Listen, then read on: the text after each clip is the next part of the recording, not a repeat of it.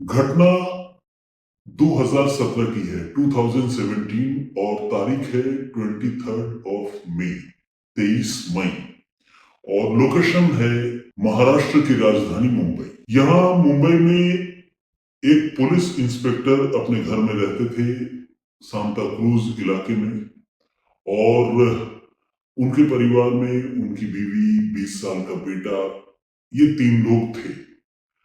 उन police inspector का नाम था ध्यानेश्वर गनोरे।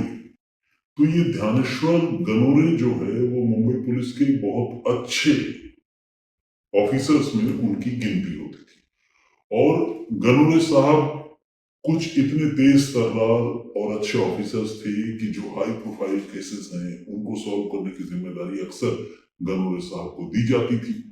23 मई 2017 लेट नाइट, तकरीबन आप समझिए कि 1-1:30 बजे के आसपास वो रात को घर लौटे। और जब वो घर लौटे तो उन्होंने देखा कि उनके मकान में बाहर से ताला लग रहा है और घर के अंदर कोई है नहीं।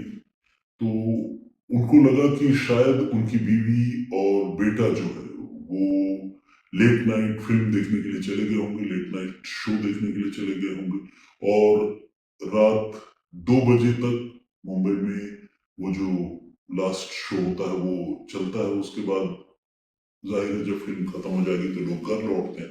तो गनोरे साहब को लगा कि अब उनके पास फिलहाल घर के बाहर इंतजार करने के सिवाय और कोई चारा नहीं है। तो वो जो है घर के बाहर इंतजार करते रहे और ये सोचते रहे कि शायद अब से कुछ देर बाद जब मूवी खत्म हो जाए तो उनकी बीवी और बेटा जो है घर लौट आएंगे। तो पहले वो अपने घर के दरवाजे पर गए, डोर लॉक देखा, तो वापस जो है वो उस पिकेट तक आ गए जहां पर कॉलोनी का सिक्योरिटी गार्ड जो है वो बैठा करता है। सिक्योरिटी गार्ड के साथ ही वो बैठकर जो है कुछ देर तक बातें करते रहे और इंतजार करते रहे कि 2 बजे, और जब उनकी वाइफ और बेटा आ जाए तो फिर वो भी साथ में घर के अंदर प्रवेश करें। लेकिन उनका इंतजार लंबा होता गया और 2 के बाद 2:10, 2:15, 2:20 लगातार वक्त गुजरता जा रहा था, लेकिन उनकी बीवी और बेटा, इन दोनों का कोई पता नहीं था। इस बीच जब वो अपनी बीवी और बेटे को लोकेट करने के लिए कि क्या वो वाकई फिल्म देखने गए हैं या नहीं गए हैं, कहीं ऐसा तो नहीं कि कहीं और चले गए हों, वो जब फोन कर रहे थे तो दोनों का मोबाइल फोन अनआंसर्ड आ रहा था। और ये बात अपने आप में बड़ी सस्पिशियस थी, इसलिए कि अगर कोई मूवी देखने गया हो या कहीं बाहर घूमने भी गया हो तो माँ और बेटा दोनों में से कोई भी फोन ना उठाए, कॉल अटेंड ही ना करे, ये अपने आप में थोड़ी अजीब सी बात गनोरे साहब को भी लग रही थी। लेकिन जब तक ये पता नहीं चल जाए कि दोनों गए कहाँ हैं, उनका मोबाइल फोन कहाँ है, वो लोग कहाँ हैं, तब तक वो किसी नतीजे पर पहुंच नहीं सकते थे। तो उन्होंने फिर सोचा कि एक बार चलो चल के देखते हैं घर के दरवाजे पर कि अगर चाबी वगैरह मिल जाए तो ढूंढेंगे, पता करेंगे कि वो लोग कहाँ गए। और पहले कई बार जब घर के लोग बाहर जाते थे तो घर के बाहर ही एक शू रैक है, उस शू रैक पर जो है चाबी एक पर्टिकुलर जगह पर छिपा कर चले जाया करते थे। तो इसी परिपाटी के तहत जब इस बार भी गनोरे साहब ने दोबारा दरवाजे पर आकर शू रैक की तलाशी ली तो उन्होंने देखा कि अरे यहाँ तो चाबी ऑलरेडी रखा हुआ है। तो उन्हें थोड़ा अपने आप पर भी गुस्सा आया कि मैं इतनी देर से बाहर बैठा हूँ, चाबी यहीं पर रखी, अगर मैंने पहले देख लिया होता तो अब तक मैं अंदर चला गया होता।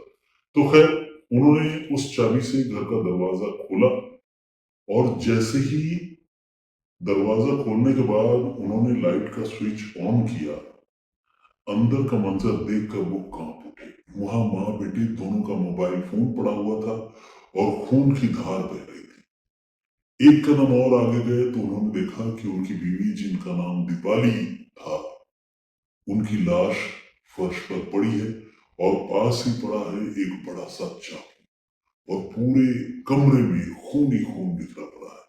ये देखकर वो बुरी तरह घबरा गए। अपने पुलिस के करियर में उन्होंने अब तक न जाने कितनी लाशें देखी थी, लेकिन खुद अपनी अजीज, अपनी वाइफ का डेड बॉडी देखना और वो भी इस कंडीशन में देखना, आप समझ सकते हैं कि ध्यानेश्वर गनोरे साहब को कितना जोर का झटका लगा होगा।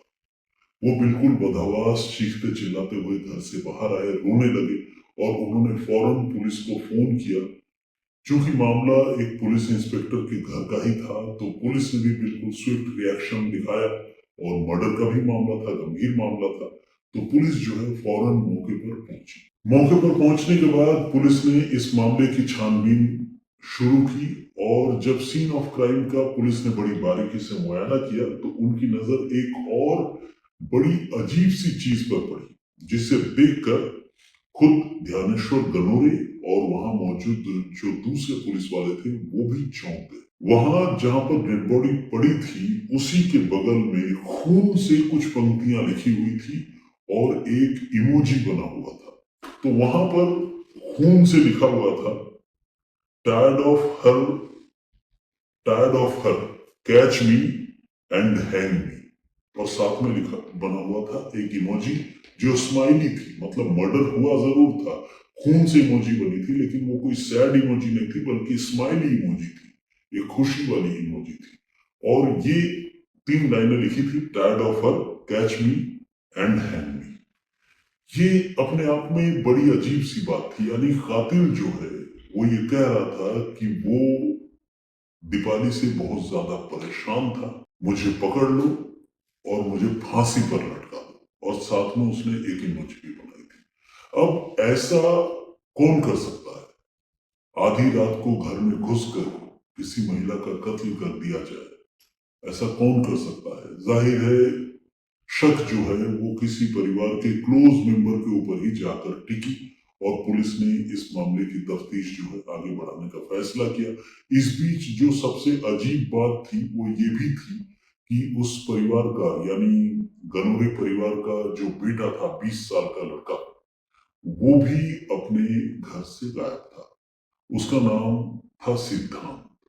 तो सिद्धांत अपने घर से गायब था और उसमें यह भी लिखा हुआ था कि दीपाली से वो बहुत परेशान था, कातिल ने लिखा था, और लिखा था कि पकड़ लो, मुझे फांसी पर लटका दो। तो ये सारी चीजें और सिद्धांत का घर से गायब होना ये इंडिकेट कर रहा था कि शायद इस कत्ल के पीछे खुद दीपाली का बेटा, खुद ध्यानेश्वर गनोरे का बेटा सिद्धांत हो सकता है। लेकिन जब तक सिद्धांत पकड़ा न जाए, जब तक सिद्धांत का कहीं कोई पता न चले, तब तक पुलिस कंक्लूसिव तरीके से किसी नतीजे पर नहीं पहुंच सकती थी। क्योंकि कई बार ऐसा भी देखा गया है कि जिसे आप कातिल समझ रहे होते हैं, कई बार वो भी कातिलों का शिकार निकलता है। हत्या हुई थी दीपाली की, और दीपाली और ध्यानेश्वर का इकलौता बेटा जो है वो गायब था, लेकिन शक के घेरे में वो बेटा जरूर था। अब दिक्कत ये भी थी कि उस बेटे तक पुलिस पहुंचे तो कैसे पहुंचे, क्योंकि उसका मोबाइल फोन भी मौके पर ही पड़ा हुआ था। आमतौर पर कोई भी क्रिमिनल, कातिल, चोर, बदमाश अगर कहीं फरार हो जाता है तो पुलिस आजकल टेक्निकल सर्विलांस के सहारे से, यानी मोबाइल फोन की लोकेशन ट्रेस करते हुए उस तक पहुंचने की कोशिश करती है। लेकिन इस मामले में वो रास्ता भी बंद था। पुलिस ने एक बार और सीन ऑफ क्राइम को रिविजिट करने का फैसला किया। पुलिस ने सोचा कि वो एक बार घर की तलाशी लेकर देखेगी कि और क्या क्या एविडेंस वहां से कलेक्ट किए जा सकते हैं, कोई सुराग अगर मिले तो उन सुरागों के सहारे पुलिस इस मामले को सुलझाना चाहती थी। तो पुलिस जब दोबारा घर में गई तो पुलिस ने यह भी नोटिस किया कि घर में कोई फोर्सफुल एंट्री के निशान नहीं, यानी कोई ऐसा आदमी जो उस परिवार को नहीं जानता है या जबरदस्ती उस घर में घुसा है, दरवाजे को तोड़ने या दरवाजे का जो लच होता है, चिटकनी होती है, उसे डिस्टॉर्ट करने की किसी ने कोशिश की हो, इस तरह का कोई मार्क, कोई निशान वहां नहीं था। ये बात भी इस तरफ इशारा कर रही थी कि यहाँ इस मकान में जो भी कातिल आया था उसकी फ्रेंडली एंट्री थी। अब वो कातिल क्या बाहर से आया था या पहले से घर में मौजूद था, यानी सिद्धांत ही था, ये भी पुलिस को पता लगाना था। इसी के साथ साथ पुलिस ने जब पूरे घर की तलाशी ली तो पुलिस ने देखा कि जो मकान का बाथरूम है, उस बाथरूम में एक पैंट और कुछ कपड़े खून से सने हुए पड़े। पुलिस ने जब इन्हें बरामद किया और ध्यानेश्वर गनोरे से जब उन्होंने पूछताछ भी की तो पता चला कि ये पैंट और खून से सने कपड़े जो है उनके बेटे के ही हैं, जिनका नाम सिद्धार्थ है। तो कुल मिलाकर ये सारी चीजें इशारा कर रही थी कि इस मर्डर के पीछे, इस महिला के कत्ल के पीछे उसका बेटा सिद्धांत ही है। पुलिस बड़ी मशक्कत करती रही, कोई लीड पुलिस के पास शुरुआती तफ्तीश में तो नहीं थी, लेकिन जिसे कहते हैं कि मुखबिरों के सहारे से कह लीजिए या फिर परिवार के और लोगों से बातचीत करके पुलिस ने ये पता लगाया कि सिद्धांत हो कहाँ सकता है, और इस कोशिश में पुलिस को कामयाबी मिली और सिद्धांत को पुलिस ने फाइनली 2 से 3 दिनों के बाद राजस्थान के शहर जोधपुर से गिरफ्तार किया।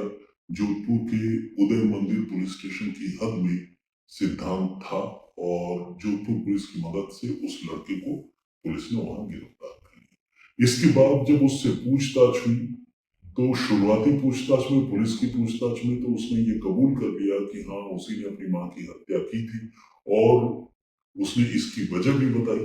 लेकिन जब उसे अदालत में न्यायाधीश के सामने पेश किया गया तो वो बिल्कुल इस बात से इनकार करने लगा और बाद में उसने ये भी बताया कि वो मेंटली जो है वो अनस्टेबल कंडीशन में है, तो इसीलिए उसे जो है ये इल्जाम उस पर लगाना ठीक नहीं है और उसने मर्डर भी नहीं किया। इसके बाद वो लगातार सेशन कोर्ट से यानी लोअर कोर्ट से जमानत की अर्जियां देता रहा।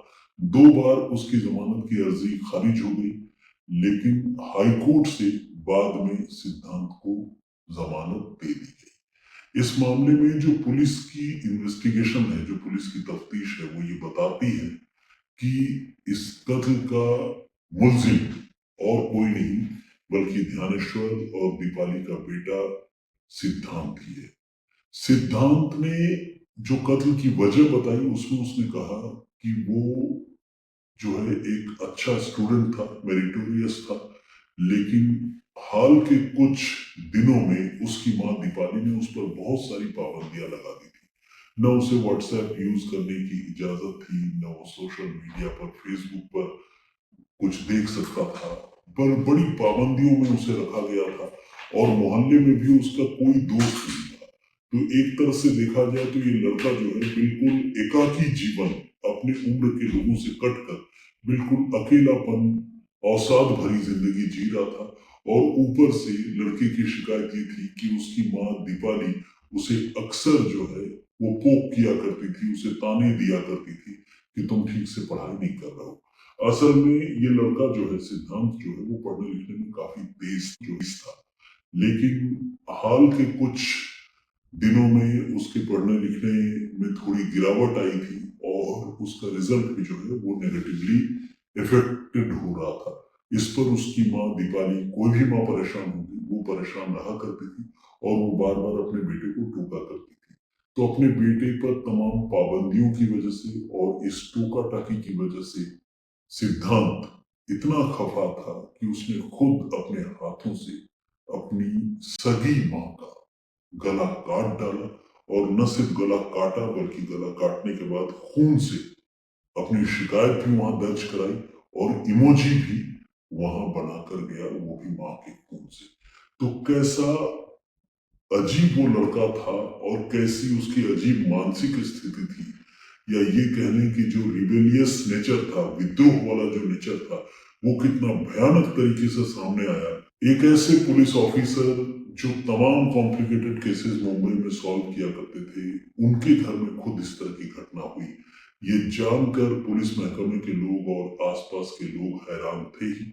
और आज भी जब जब लोग ये कहानी सुनते हैं वो चौंकते हैं, हैरान होते हैं। ये मामला फिलहाल कोर्ट में है और न तो उस लड़के को अभी तक अदालत की तरफ से बरी किया गया है, न क्लीन चिट दी गई है और न ही सजा हुई है। सुनवाई इस मामले की चल रही है, लेकिन हाई कोर्ट से उसे जमानत जरूर मिल गई है सिद्धार्थ को।